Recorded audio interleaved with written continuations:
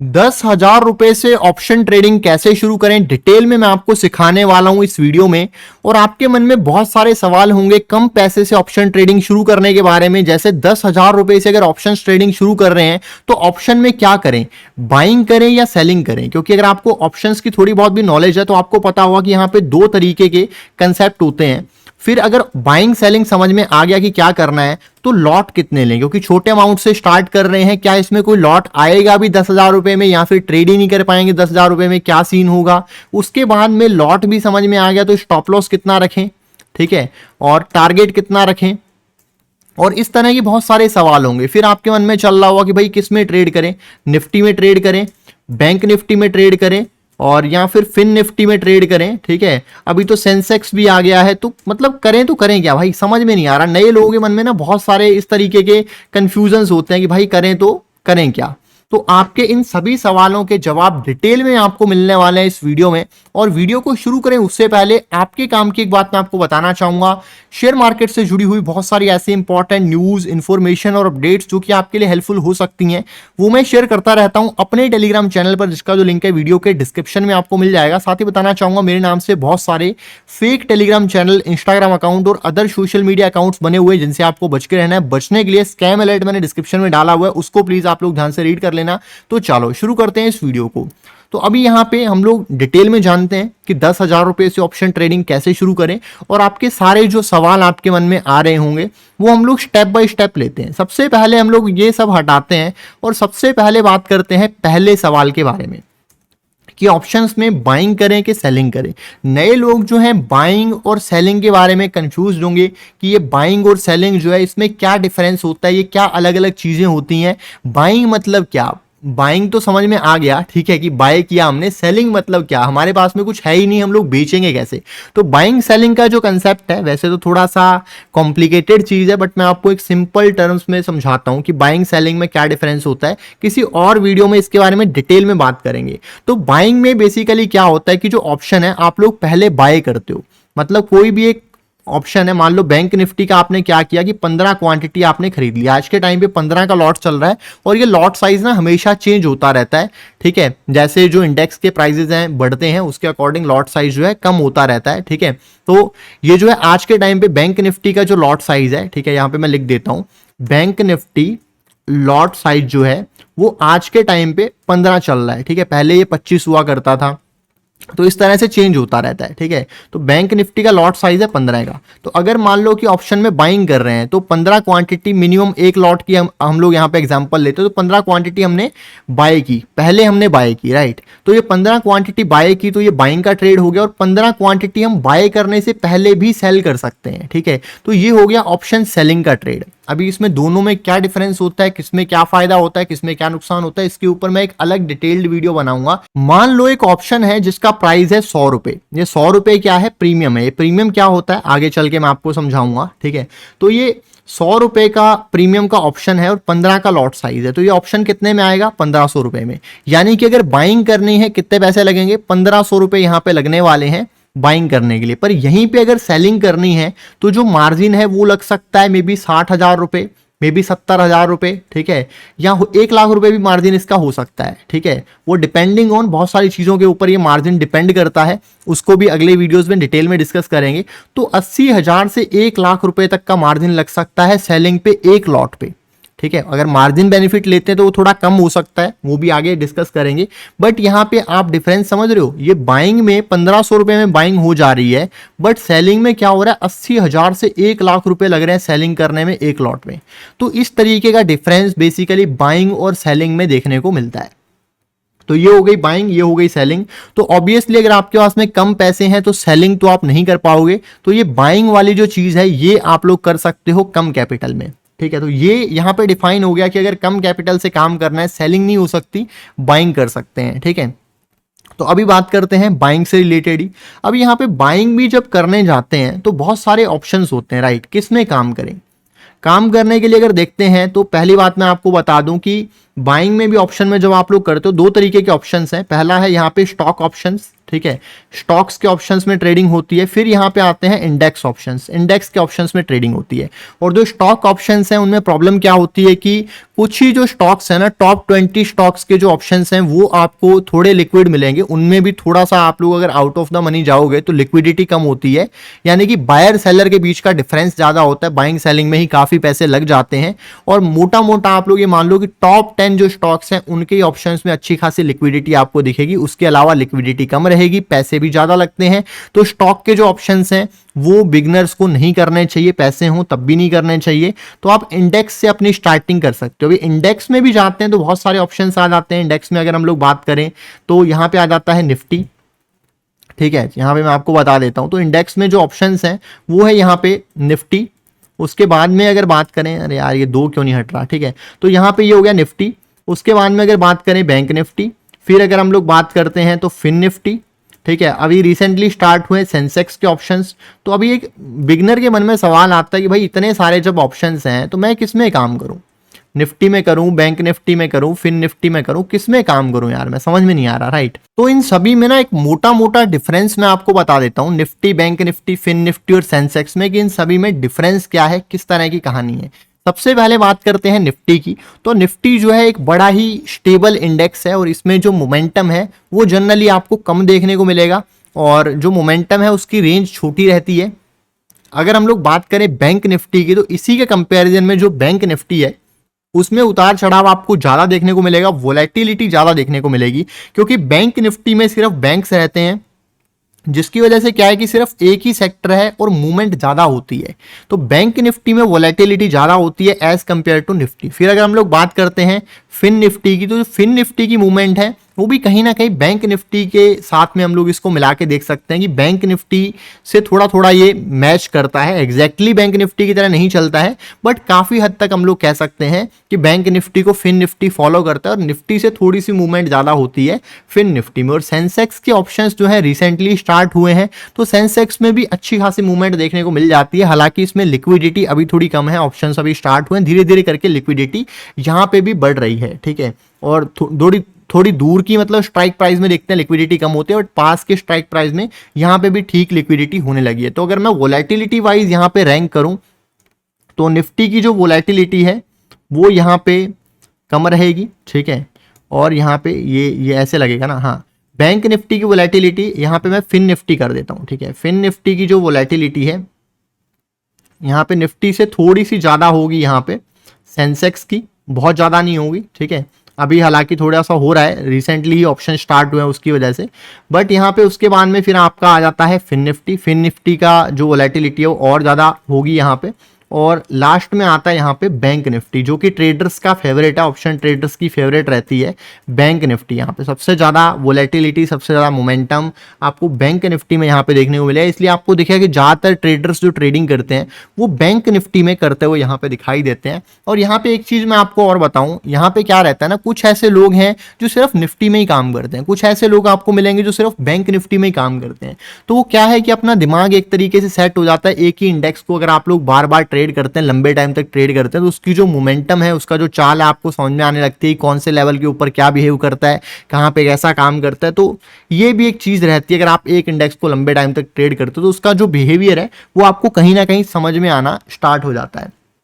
उसके अलावा ये समझ में आ गया कि चलो, आपको लग रहा हुआ है सुन के यार चलो बैंक निफ्टी में ट्रेडिंग करते हैं, राइट, बैंक निफ्टी में बढ़िया मोमेंटम होता है, बाकी सब लोग भी करते हैं, मैं भी बैंक निफ्टी में करूंगा। बट बैंक निफ्टी में भी अगर आप लोग जाओगे आपको बहुत सारे ऑप्शंस दिखेंगे कि भाई बैंक निफ्टी में भी बहुत सारी एक्सपायरीज हैं, क्वार्टरली हो गई, फिर आपकी यहाँ पे मंथली हो गई, फिर यहाँ पे वीकली हो गई। तो इसमें किसमें काम करें, मतलब इतनी एक्सपायरीज हैं, किसमें काम करें। तो मैं आपको बता दूं कि जो क्वार्टरली और मंथली है वहाँ पे प्रीमियम्स बहुत ज़्यादा रहेंगे, और लिक्विडिटी का आपको इशू जो है वो थोड़ा फेस करना पड़ सकता है।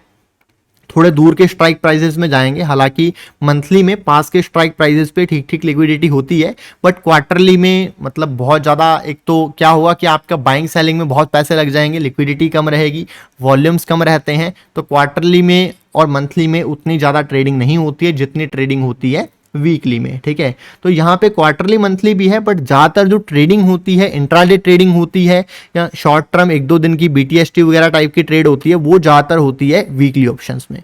तो ये समझ में आ गया कि अगर ट्रेडिंग करनी है, कम पैसे से करनी है, तो वीकली ऑप्शंस में कर सकते हैं, ठीक है। तो वीकली यहाँ पे हो गया कि वीकली ऑप्शंस में ट्रेड किया जा सकता है। उसके अलावा अगर हम लोग बात करें तो भाई वीकली ऑप्शंस में ट्रेड करना है तो कितने पैसे लगेंगे, क्या कहानी होगी। तो ऑप्शन में जब आप लोग ट्रेड करते हो, ये तो पता चल गया कि वीकली में कर सकते हैं, बट यहाँ पे एक चीज होती है जिसको बोलते हैं प्रीमियम। अगर आप लोग कोई भी ऑप्शन देखते हो तो उसका एक प्राइस होता है जिसको बोलते हैं प्रीमियम। जब मैं प्रीमियम बोल रहा हूँ तो हो सकता है आपको समझ में नहीं आए भाई प्रीमियम का मतलब क्या है, तो मैं आपको पहले बता देता हूँ। ये प्रीमियम क्या होता है, मान लो एक ऑप्शन है, एक मैं आपको एग्जांपल देके दिखाता हूँ। ऑप्शन आपको कुछ इस तरीके के दिखाई देंगे। यहाँ पे मैं लिखता हूँ, ठीक है, मैं लिखता हूँ यहाँ पे बैंक निफ्टी 45,000 की कॉल ऑप्शन, ठीक है, 45,000 की कॉल ऑप्शन। ये क्या है, बेसिकली एक ऑप्शन है, ठीक है। इसकी एक्सपायरी कोई भी हो सकती है, ये एक ऑप्शन है और इसका प्राइस है मान लो 100 रुपए, ठीक है, इसका प्राइस है 100 रुपए। तो ये 100 रुपए बेसिकली क्या है, ये 100 रुपए है इसका प्रीमियम, ऑप्शन का प्रीमियम है ये 100 रुपए, ठीक है। तो ये 100 रुपए क्या हो गया, इस ऑप्शन का प्रीमियम हो गया। तो जब मैं प्रीमियम बोल रहा हूं तो ऑप्शन का जो प्राइस है उसको बेसिकली प्रीमियम बोला जाता है। तो अब ये ऑप्शन जो है 100 रुपए का ऑप्शन, ये कितने रुपए में खरीद सकते हैं, पैसे कितने लगेंगे इसको खरीदने के लिए। तो इसके लिए आपको मतलब कितना पैसा देना पड़ेगा, पांचवा जो पॉइंट है प्रीमियम हमने समझ लिया, बट यहाँ पे हमारी कॉस्ट कितनी आएगी इसको बाय करने की, कितने में हम लोग खरीद सकते हैं इसको, ठीक है, पैसे कितने लगेंगे। ये कैसे कैलकुलेट होता है, ये कैलकुलेट करने के लिए आपको क्या करना होता है, इसका एक फॉर्मूला होता है, वो होता है premium multiplied by lot size. अभी आप कहोगे लॉट साइज क्या होता है, ठीक है, तो इससे पहले मैं आपको लॉट साइज समझा देता हूं जरा कि ये लॉट साइज भाई क्या होता है, कैसे काम करता है। तो ये प्रीमियम हो गया और ये हो गया यहाँ पे लॉट साइज। तो हर एक इंडेक्स का ना अपना एक लॉट साइज होता है। लॉट साइज मतलब उतनी ही क्वांटिटी में मिनिमम उस इंडेक्स को बाय किया जा सकता है, मैक्सिमम आप ज्यादा भी ले सकते हो, बट उस लॉट साइज के मल्टीपल में उसको बाय किया जा सकता है। For example currently bank Nifty का लॉट साइज है 15 का, पहले ही होता था 25 का। इस तरीके से सभी इंडेक्स का आपको अलग अलग लॉट साइज देखने को मिलेगा। मतलब यहाँ पे premium multiplied by lot size से आपकी जो कॉस्ट है वो कैलकुलेट होती है। फॉर एग्जांपल यहाँ पे एक प्रीमियम है एक ऑप्शन का, मान लो 100 रुपए का, एग्जाम्पल देने के लिए समझा रहा हूँ। 100 रुपए का एक ऑप्शन है, इसको हम लोग मल्टीप्लाई करते हैं 15 से, 15 इसका लॉट साइज है, तो कितना आ जाएगा 1500 रुपए। तो 1500 रुपए में ये ऑप्शन का एक लॉट खरीदा जा सकता है। मतलब अगर आप लोग कहोगे कि भाई बैंक निफ्टी का ये ऑप्शन है 100 रुपए का, मुझे एक ऑप्शन खरीदना है 100 रुपए का, तो नहीं खरीद सकते। मिनिमम आपको 15 क्वांटिटी खरीदनी पड़ेगी जो लॉट साइज है। अभी अगर आप कहो मुझे 20 खरीदनी है, 25 खरीदनी है, और वो नहीं खरीद सकते आप। या तो 15 खरीदोगे या 15 के बाद में क्या आता है 30 खरीदोगे, या तो एक लॉट खरीदोगे या 2 लॉट खरीदोगे। यहाँ 15 खरीदोगे या 15 के बाद में 30 खरीदोगे। 30 के बाद में आप कहोगे जो मुझे तो 50 खरीदना है, 50 नहीं खरीद सकते, 45 आपको खरीदनी पड़ेगी। तो इस तरीके से यहाँ पे कहानी रहती है। आई होप मेरा जो पॉइंट है आपको यहाँ तक चीजें जो है समझ में आ रही होंगी। तो ये भी समझ में आ गया कि भाई यहाँ पे हम लोग क्या कर सकते हैं, वीकली ले सकते हैं। बट यहाँ पे एक और आपके मन में एक चीज चलेगी, जब आप लोग आगे चल के सीखोगे तो आपको पता चलेगा कि 2 तरीके की ट्रेडिंग होती है, ठीक है, 2 तरीके की ट्रेडिंग होती है। इसमें सभी में ना गैप कर देता हूँ ताकि आप लोग अच्छे से इसको समझ पाओ। अच्छा, गैप नहीं होगा इसमें, ठीक है, वो देखेंगे बाद में। तो यहाँ पे 2 तरीके की ट्रेडिंग होती है। एक तो होती है एक्सपायरी डे ट्रेडिंग, एक तो होती है एक्सपायरी डे ट्रेडिंग, और एक होती है यहां पे नॉन एक्सपायरी डे ट्रेडिंग। तो यहां पे आपके मन में एक सवाल आया कि भाई एक्सपायरी डे ट्रेडिंग करनी चाहिए या फिर नॉन एक्सपायरी डे ट्रेडिंग करनी चाहिए। जो बिगनर लोग हैं उनको ये भी समझ में नहीं आ रहा होगा कि भाई ये एक्सपायरी क्या होती है, क्या कहानी होती है। तो जो ऑप्शन आप लोग खरीदते हो वो बेसिकली एक इंश्योरेंस की तरह होता है कि हमने एक इंश्योरेंस खरीदा हुआ है, और हर एक इंश्योरेंस की क्या होती है, एक एक्सपायरी होती है। मान लो आपने अपना बाइक है, गाड़ी है, उसका एक इंश्योरेंस करा लिया, 1 साल का, 2 साल का, 3 साल का, जितना भी आपने इंश्योरेंस कराया उसकी एक एक्सपायरी होती है ना। तो वैसे ही ऑप्शन की भी एक एक्सपायरी होती है। तो मान लो आपने एक ऑप्शन खरीदा, मान लो 1 दिसंबर को आपने ऑप्शन खरीदा, ठीक है, उसकी एक्सपायरी जो है वो है 11 दिसंबर को। तो ये 11 दिसंबर इसकी एक्सपायरी है। तो 11 दिसंबर को उस ऑप्शन को अगर आप ट्रेड कर रहे हो, मान लो ये वीकली ऑप्शन है, ठीक है, तो यहाँ पे अगर आप 11 दिसंबर को मान लो उसको ट्रेड कर रहे हो, एक एग्जांपल के लिए बता रहा हूं, अगर आप 11 दिसंबर पे उसको ट्रेड कर रहे हो तो ये हो गई expiry day trading. Expiry day trading हो गई। और अगर आप इसको 1 दिसंबर को या उससे पहले 11 दिसंबर से पहले कभी भी ट्रेड कर रहे हो तो ये हो गई नॉन एक्सपायरी डे ट्रेडिंग। समझ गए यहाँ पे? तो expiry day trading, non expiry day trading. अभी आप लोग कहोगे इसमें फर्क क्या है? एक्सपायरी डे ट्रेडिंग पे बेसिकली क्या होता है, जो भी आपके option out of the money है, इन कंसेप्ट को हम लोग आगे चल के डिटेल में समझेंगे। जो भी आपके ऑप्शंस जो हैं आउट ऑफ द मनी है, मोटा मोटा मैं आपको समझा देता हूं। मान लो बैंक निफ्टी है आपके 45,000 पे, ठीक है, 45,000 पे पूरे पे बैंक निफ्टी एक्सपायर हो गई। एक्सपायर होने का मतलब एक्सपायरी डे पे जो क्लोजिंग प्राइस है वो 45,000 है। तो 45,000 के ऊपर वाले जितने भी कॉल ऑप्शन रहेंगे और 45,000 के नीचे के जितने भी पुट ऑप्शन रहेंगे वो सारे के सारे जीरो हो जाएंगे। यानी कि एक्सपायरी डे पे जो ऑप्शन हैं वो जीरो हो जाते हैं। तो आपको अभी कहानी समझ में आ रही होगी, ठीक है। तो एक्सपायरी डे ट्रेडिंग जो है जनरली जिन लोगों को थोड़ी नॉलेज आ गई है, सीख गए हैं, वोलेटिलिटी को हैंडल कर सकते हैं, क्योंकि एक्सपायरी डे पे काफ़ी ज़्यादा वोलेटिलिटी होती है, काफ़ी ज़्यादा रिस्क भी थोड़ा बढ़ जाता है। तो एक्सपायरी डे ट्रेडिंग जब आप लोग थोड़ा सीख जाएं उसके बाद में थोड़ा करना स्टार्ट करें। स्टार्टिंग आप लोग जो करें मैं आपको सजेस्ट करूंगा नॉन एक्सपायरी डे ट्रेडिंग से करें, ठीक है। कुछ लोग एक्सपायरी डे ट्रेडिंग से भी करते हैं, वो अलग बात है, बट आप नॉन एक्सपायरी डे ट्रेडिंग से करेंगे तो आपको ज़्यादा अच्छे से चीज़ें यहाँ पे समझ में आएंगी। एक्सपेरिमेंट करने के लिए थोड़ा बहुत कर सकते हो, but non expiry day trading से आप लोग स्टार्टिंग करो तो वो थोड़ा सा ज़्यादा अच्छा रहेगा, ठीक है। यहां तक कहानी समझ में आ गई।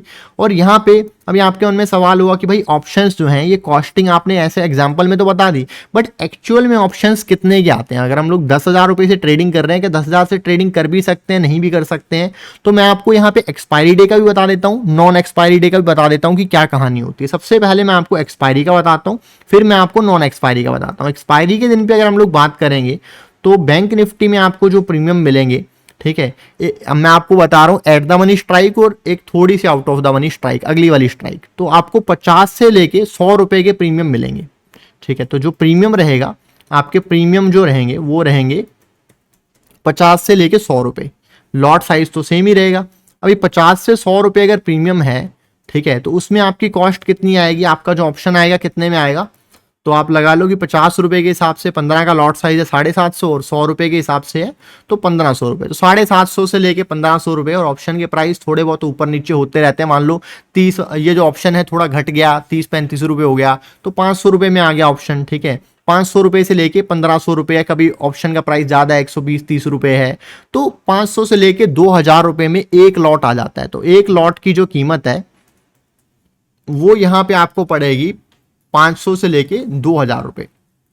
ये मैं आपको बता रहा हूं एट द मनी की। अगर आप आउट ऑफ द मनी जाओगे तो बहुत सस्ते में मिल जाएगा, बट एट द मनी की अगर हम लोग बात करें, बिगनर्स को स्टार्टिंग एट द मनी से ही करनी चाहिए, ठीक है। तो वो यहां पे रहेगा 500 से लेके 2000 रुपए एट द मनी। कुछ लोग पूछेंगे भाई एट द मनी क्या होता है, तो इसके ऊपर डिटेल्ड वीडियो बनाएंगे, बट मोटा मोटा बता देता हूं कि जहां पे इंडेक्स का प्राइस चल रहा है, मान लो बैंक निफ्टी चल रही है 45,000 पे, तो इससे ही पास में, मतलब या तो 45,000 की स्ट्राइक प्राइस हो, 45,100 की हो, 44,900 की हो, मतलब 101 पॉइंट ऊपर नीचे, उसको थोड़ा सा आउट ऑफ द मनी बोलते हैं, बट कहीं ना कहीं उसको एट द मनी में कंसीडर कर लेते हैं बैंक निफ्टी में, क्योंकि बैंक निफ्टी इंडेक्स बड़ा है। 45,000 का इंडेक्स है, 20-30 रुपए नीचे हुआ, या मान लो 45,950 पे चल रहा, अभी 900 की स्ट्राइक प्राइस है, वो भी एक तरीके से एट द मनी ही हो गई। तो इस तरीके से बेसिकली, ठीक है। तो एक लॉट जो है एक्सपायरी डे पे, एक्सपायरी डे लिख देता हूं मैं, एक्सपायरी डे पे जो प्रीमियम है ऐसा कुछ होगा, तो इस तरीके से 1500 से लेके 2000 में एक लॉट आ जाएगा एक्सपायरी डे पे। वहीं पे अगर हम लोग बात करते हैं नॉन एक्सपायरी डे की, ठीक है, नॉन एक्सपायरी डे पे क्या कहानी होगी? नॉन एक्सपायरी डे की अगर हम लोग बात करते हैं तो आपका 1 मिनट रुको यार, थोड़ा गैप करें, यहाँ पे थोड़ी स्पेसिंग करें, थोड़ा ज़्यादा बेटर तरीके में आप लोग समझ पाओगे। तो यहाँ पे मैं कर देता हूँ नॉन एक्सपायरी डे, ठीक है। नॉन एक्सपायरी डे में क्या कहानी होगी? आपके जो प्रीमियम रहेंगे, प्रीमियम कर देता हूं मैं यहाँ पे, तो इसको थोड़ा आगे बराबर में कर देते हैं, ठीक है। तो यहाँ पे आपके जो प्रीमियम रहेंगे वो रहेंगे रफली 200 से लेके 300 रुपए। ये मैं बिल्कुल वीक के स्टार्टिंग में बात कर रहा हूँ, ठीक है। तो यहाँ पे मैं कर देता हूँ इसको 150 से लेके 300 रुपए, ठीक है। तो 150 से लेके 300 रुपए रहेंगे वीक के स्टार्टिंग में, प्रीमियम ज़्यादा रहेंगे 300 के आसपास में, 250-300, फिर जैसे जैसे वीक में आगे बढ़ते रहेंगे वैसे वैसे प्रीमियम कम होता रहेगा, ठीक है। तो यहाँ पे अगर 150 से लेके 300 रुपए प्रीमियम है तो एक लॉट कितने का आएगा? यहाँ पे आप खुद थोड़ा सा कैलकुलेट करो, थोड़ी सी मेहनत करो, ठीक है। अगर आप लोग देखोगे तो यहाँ पे जो एक लॉट की कीमत आपको पड़ेगी वो पड़ेगी यहाँ पे 150 के हिसाब से कितने का पड़ा? रफली 2200 कुछ बनेगा, बट मैं मोटा मोटा 2000 रुपये लगाता हूँ, ठीक है। तो 2000 रुपये से लेके आपका क्या कहते हैं 300 में कितने का आएगा, 4500 को आएगा, बट मोटा मोटा मैं इसको 4000 रुपये लगा देता हूँ, ठीक है। तो 2000 रुपये से लेके 4000 रुपये में आपका एक लॉट यहाँ पे नॉन एक्सपायरी डे पे आ जाएगा, और 500 रुपये से लेके 2000 रुपये में आपका जो एक लॉट है वो यहाँ पे आ जाएगा। वैसे यहाँ पे इसको 1500 कर सकते हैं, इसको भी 1500 कर सकते हैं, जो भी है, बट मैं आपको मोटा मोटा यहाँ पे कहानी समझा रहा हूँ। तो आपके मन में चल रहा होगा, बहुत लोगों के मन में चल रहा होगा, बिगनर्स के मन में, कि यार एक लॉट आ रहा है 500 रुपये में एक्सपायरी डे पे, मैं क्या करता हूँ। मैं यहाँ पे आपको बता रहा हूँ साइकोलॉजी क्या चल रही होती है, कि क्या कितना रिस्क लेना चाहिए, रिस्क और वो स्टॉप लॉस, उसकी तो हमने बात ही नहीं की, ठीक है। यहाँ पे स्टॉप लॉस कितना होना चाहिए और यहाँ पे टारगेट कितना होना चाहिए, ठीक है। तो ये सब चीज़ें, और कितना रिस्क लेना चाहिए स्टार्टिंग में, क्या कहानी होनी चाहिए, अभी इसके ऊपर थोड़ी बात कर लेते हैं, ठीक है। तो अभी यहाँ पे कितने लॉट लेने चाहिए, ठीक है, ये सबसे बड़ा सवाल रहेगा कि लॉट कितने लेने चाहिए बिगनर को।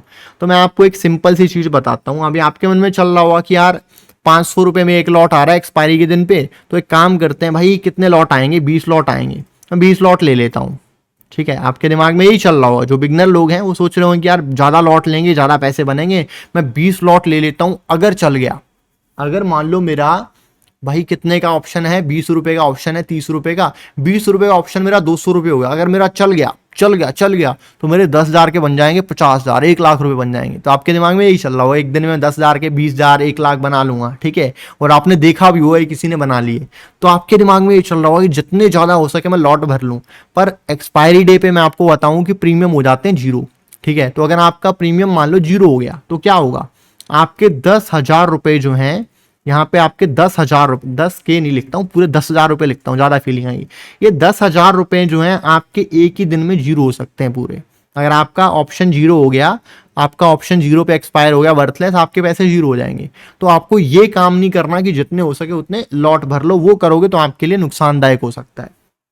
तो आपको कितने लॉट से काम करना है, आप कहोगे चलो 20 नहीं लेने, 10 तो ले लें, 10 नहीं लेने, चलो 5 तो ले लें। भाई 5 भी नहीं लेने, आपको काम करना है एक लॉट से। स्टार्टिंग में आपका फोकस होना चाहिए सीखने के ऊपर, पैसे कमाने के ऊपर फोकस नहीं करना है, सीखने के ऊपर फोकस करना है। एक लॉट से काम करना है स्टार्टिंग में आपको। सिर्फ ज़्यादा कर रहे हो तो 2 लॉट ले लो बस, इसके ऊपर आपको नहीं जाना है। 1 लॉट 2 लॉट इसी से आपको काम करना है, सीखने के लिए काम करना है, सीखने के ऊपर फोकस करो। अब ये आपके मन में सवाल हुआ भाई रिस्क कितना लें, तो एक दिन में आपका जो रिस्क है, अगर आप बिगनर हो, स्टार्टिंग में एक छोटे कैपिटल से काम कर रहे हो, तो आपका रिस्क जो है कैपिटल के 2 से लेके 5% से ज़्यादा नहीं होना चाहिए। ये बड़े कैपिटल में मैं आपको 5% कभी नहीं बोलूँगा रिस्क लेने के लिए, ठीक है।